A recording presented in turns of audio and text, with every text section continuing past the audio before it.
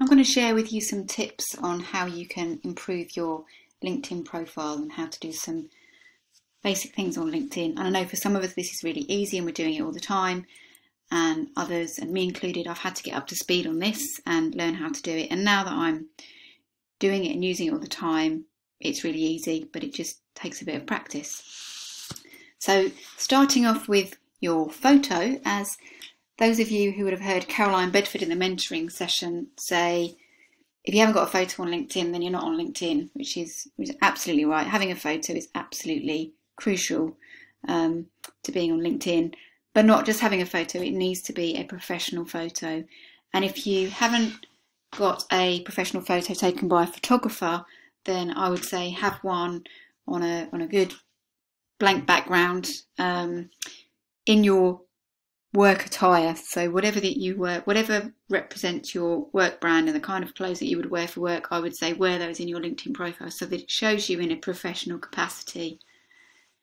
And another thing that you can do on your photo is always make sure that you're looking at the camera and people can see into your eyes. So I had some advice from a personal branding expert a few years ago, and she said it's really important that people can look into your eyes and know that they trust you. So I've always used photos where people can look into my eyes and hopefully trust me. Another important part of your profile and a way that you can set yourself apart is on the background. So you'll see that most LinkedIn profiles have the blue LinkedIn background, which is okay, but if you want to make yourself stand out a bit, then you can change your background. And you can either use your organisation's branding, so you might want to use an AXA XL or Knopius, Liberty, whatever your organisation is, or you could choose something that resonates with you. So for me, I've picked something that stands out and resonates with the type of work that I do. And the way that you change that is if you click on this little pen button here, and that takes you into your intro, and then click on the pen again, and then that's how you change your background. And as I said, upload your organisation's branding or something that resonates with you. And if you don't want to use your organisation's branding, there is a website called unsplash.com where there's photos on there that you can download for free, and you would just save that as a JPEG to your PC and then upload it. Same with your photo. You can upload a picture from your PC and then just play around with it to get it how you want it on LinkedIn. And another great thing that you can do to stand out on LinkedIn is on your headline. So again, you click on the pen button and the headline here. So traditionally I had Executive and Leadership Coach, which is my title, but actually what sets me apart. So I've added on there inspiring leaders and empowering people to succeed, because that is in the essence of what I do.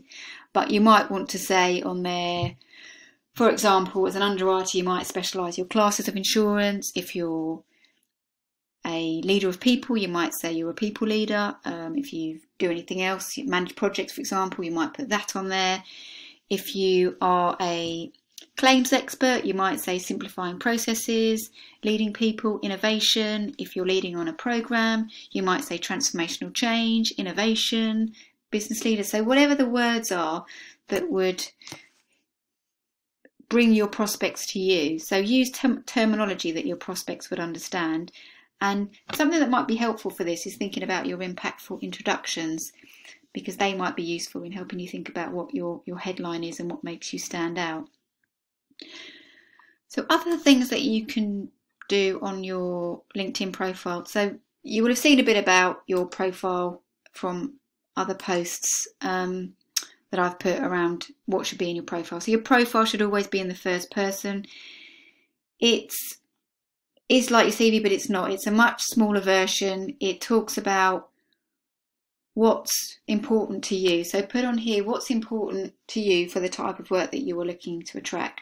So I've added on here that I'm passionate about helping people to achieve fulfilling and meaningful careers. So I've tried to get my purpose through on this and what's important to me in my work. I've also got a bit about my background and my skills to try and attract the right people to the work that I do. So that's just something useful to think about.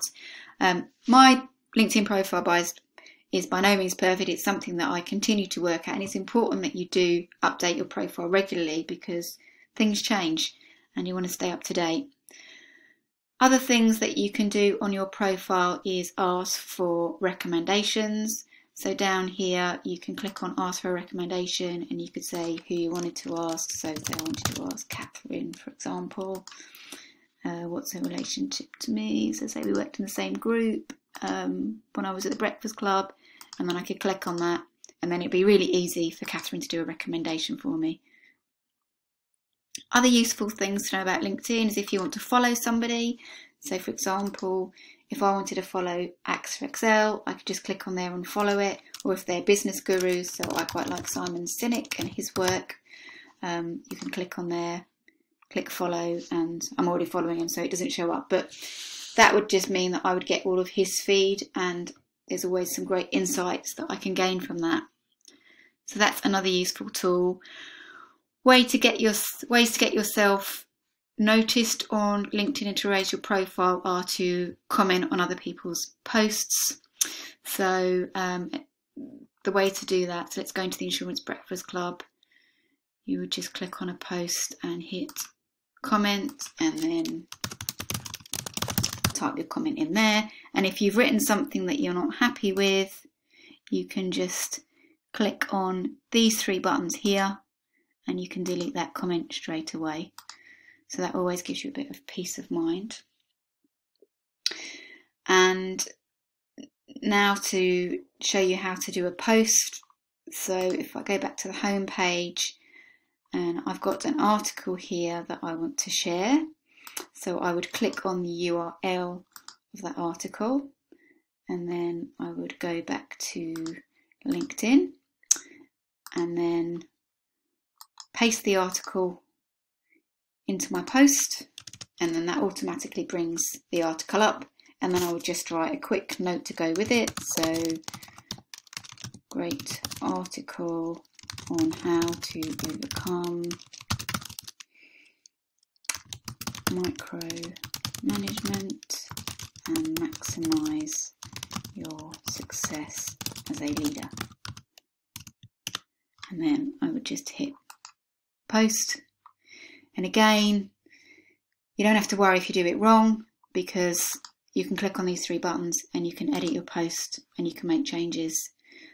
So that gives you peace of mind. I mean, I can't stress enough how valuable it is to just comment on other people's posts. So to give you an example, a couple of weeks ago, something came through my feed, really interesting article. I commented on it, and the head of leadership at Deloitte got in touch and said, let's meet up for a coffee. So, I mean, that's a great networking opportunity for me. And all I had to do was comment on a LinkedIn post.